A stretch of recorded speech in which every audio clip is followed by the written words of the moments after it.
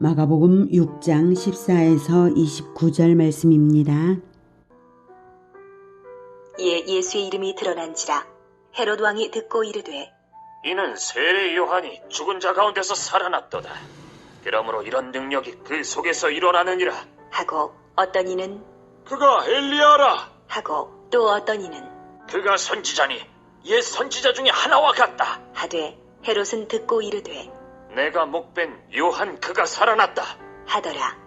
전에 헤롯이 자기가 동생 빌립의 아내 헤로디아에게 장가든 고로 이 여자를 위하여 사람을 보내어 요한을 잡아 옥에 가두었으니 이는 요한이 헤롯에게 말하되 동생의 아내를 취한 것이 옳지 않다 하였습니다.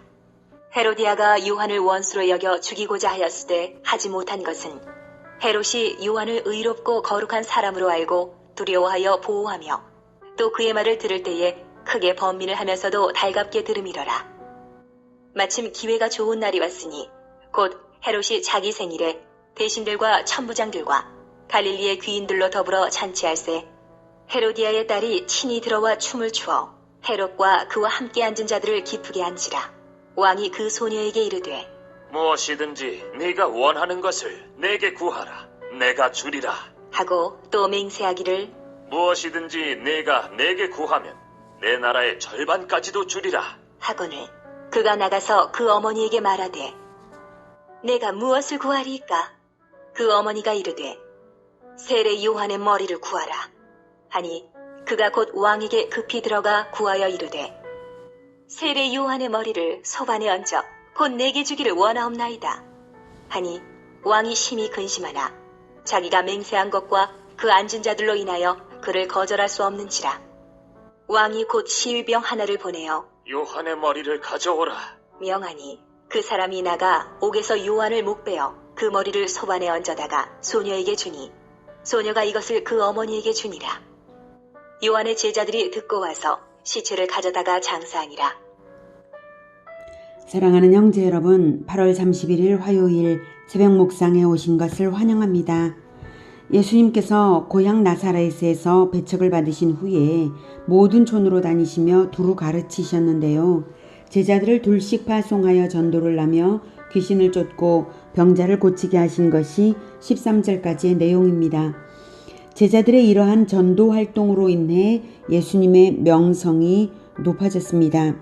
14절 이에 예수의 이름이 드러난지라 헤롯 왕이 듣고 이 헤롯은 예수 탄생 당시에 헤롯 대왕의 아들 헤롯 안디바입니다. 이르되 이는 세례 요한이 죽은 자 가운데서 살아났도다. 그러므로 이런 능력이 그 속에서 일어났느니라 하고 헤롯은 예수님이 세례 요한으로 살아났다고 말했습니다. 그런데 세례 요한을 죽인 것은 바로 헤롯 자신인데요. 자기가 헤롯을 죽인 것에 세례 요한을 죽인 것에 자책감을 느끼고 있었기에 이런 반응을 한 것입니다. 그런데 그렇다면 죄를 회개하고 예수님께 나아왔어야 했는데 헤롯은 그러지 못했습니다. 그의 왕좌는 세례 요한을 죽이게도 만들었고 예수님께 나아오지 못한 것도 역시 높은 권세를 가진 탓에 나아오지 못한 것이라고 저는 생각합니다.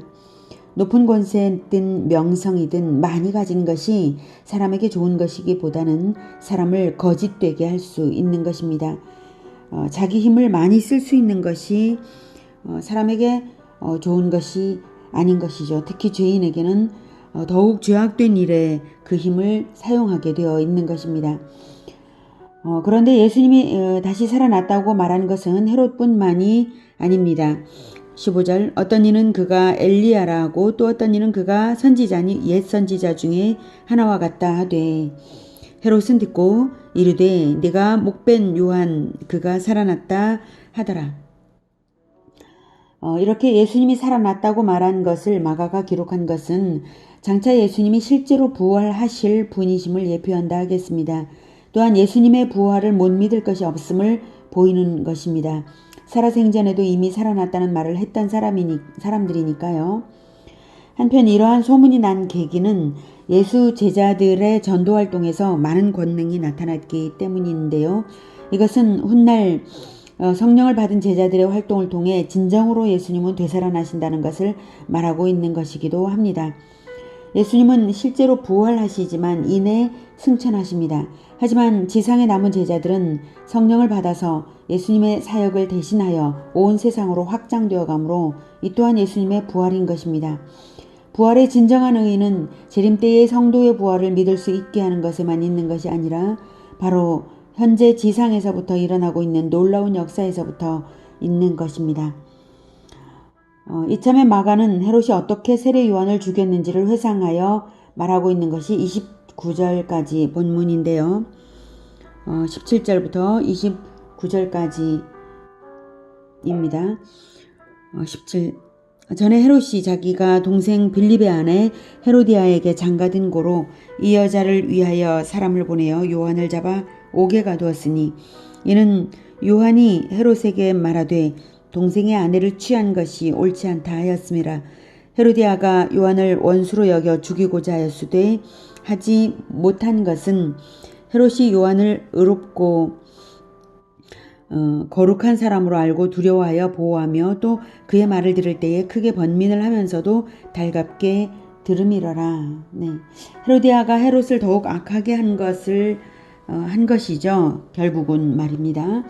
그것을 볼 때 죽은 영혼은 자기 자신만이 아니라 주변의 다른 것들도 부패하게 하는 것임을 알 수 있습니다. 영혼이 죽어 있는데 죽은 것이 또 다른 것들을 부패하게 하죠. 또한 헤롯이 이렇게 선한 면모가 일부 있었음에도 불구하고 결국 급속히 부패해져 버린 헤롯을 볼 때에 죄를 가지고 태어난 자연인은 변질되어 가기 마련인 것을 느끼게 됩니다. 또한 죽어있는 것은 스스로 되살아나지 못하고 급속히 부패하는 것과 같죠.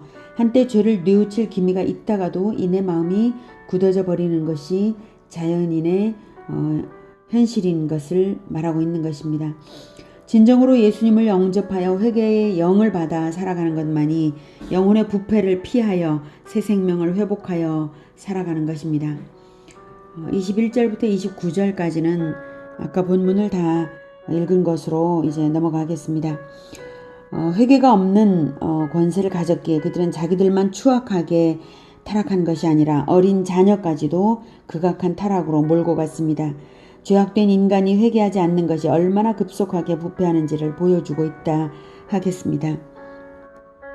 실로 부패를 벗어나는 것은 생명이신 예수님을 영접하여서 예수님의 빛에 자기를 비추어 보면서 살아가는 것밖에 없습니다. 우리에게 생명이신 아들을 보내어 주셔서 예수님의 생명의 빛에 늘 살아가며 부활을 바라보게 하신 하나님을 찬양합니다. 기도하겠습니다. 하나님, 우리가 비록 헤롯과 같이 또는 헤로디아나 그 딸과 같이 극악한 범죄를 저지르지 않았다 할지라도 우리가 예수님을 영접하지 않았다면 우리도 똑같이 부패해져 가고 더욱 악해져 갈 그러한 가련한 처지에 있었을 것입니다. 그러나 하나님께서 우리를 불쌍히 여기셔서 하나님의 아들, 참된 생명이신 하나님의 아들을 우리에게 보내주셔서 우리가 영접하여 새 생명을 얻게 하셨사오니 정말로 감사합니다. 우리가 이 새 생명을 결코 잃지 않고 살아갈 수 있도록 주님, 우리가 다시는 죄악에 물들지 않도록 주님 도와주시옵소서. 늘 회개의 영을 우리에게 부어주셔서 우리가 죄를 늘 버리며 새 생명을 늘 영접하여 새 생명으로 살아갈 수 있도록 주님 도와주시옵소서. 우리가 늘 생명의 빛이신 예수님의 빛에 나를 비추어 보면서 정결하게 늘 씻음 받으면서 살아가겠습니다. 주님 인도하여 주시옵소서. 예수님의 이름으로 기도드립니다. 아멘. 이어지는 시간은 개인 기도 시간입니다.